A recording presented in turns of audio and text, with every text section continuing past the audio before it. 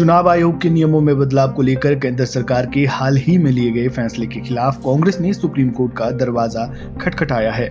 कांग्रेस महासचिव जयराम रमेश ने इस मसले पर मंगलवार को एक रिट याचिका सर्वोच्च अदालत में दायर की। कांग्रेस ने चुनाव संचालन नियम 1961 में हाल ही में किए गए संशोधनों को चुनौती देते हुए ये याचिका देश की सबसे बड़ी अदालत में दायर की है। उम्मीद जताई है कि चुनावी प्रक्रिया की तेजी से खत्म हो रही अखंडता को बहाल करने में सुप्रीम कोर्ट हस्तक्षेप करेगी। जयराम रमेश ने अपनी एक्स हैंडल पर लिखा, निर्वाचनों का संचालन नियम 1961 में हाल के संशोधनों को चुनौती देते हुए सुप्रीम कोर्ट में एक रिट दायर की गई है।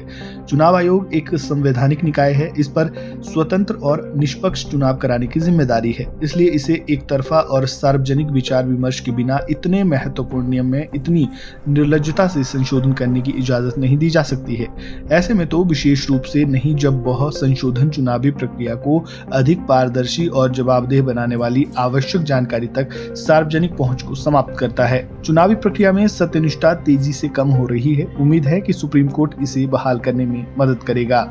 चुनाव आयोग की सिफारिश के आधार पर केंद्रीय कानून मंत्रालय ने शुक्रवार को चुनाव संचालन नियम 1961 के रूल 93(2)A में संशोधन किया ताकि सार्वजनिक निरीक्षण के लिए कागजातों या दस्तावेजों के प्रकार को प्रतिबंधित किया जा सके। यानी इसका मतलब ये हुआ कि अब से चुनाव से संबंधित सभी दस्तावेज जनता के लिए उपलब्ध नहीं होंगे। नए बदलाव में सरकार की ओर से संशोधन के मुताबिक अब केवल 1961 के चुनाव नियमों के कागजात ही सार्वजनिक निरीक्षण के लिए मौजूद रहेंगे। आसान शब्दों में कहें तो केंद्रीय कानून और न्याय मंत्रालय की ओर से अधिसूचित इस बदलाव के साथ अब जनता सभी चुनाव संबंधी कागजात का निरीक्षण नहीं करेगी। केवल चुनाव नियमों के संचालन से जुड़े कागजात की पहुंच जनता तक होगी।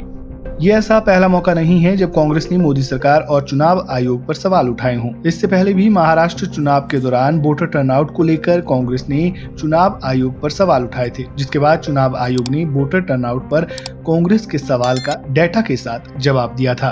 चुनाव आयोग ने अपने डिटेल्ड जवाब में बताया था कि शाम 5 बजे के मतदान के आंकड़ों की तुलना अंतिम मतदान के आंकड़ों से करना क्यों गलत है। चुनाव आयोग ने बताया कि वास्तविक वोटर टर्नआउट को बदलना असंभव है, क्योंकि मतदान केंद्र पर मतदान बंद होने के समय उम्मीदवारों के अधिकृत एजेंटों के पास वोटर टर्नआउट का विवरण देने वाला वैधानिक फॉर्म 17C उपलब्ध होता है। इस खबर में फिलहाल इतना ही। खबरों से जुड़े ताज़ा अपडेट के लिए बने रहें वन इंडिया हिंदी के साथ। धन्यवाद।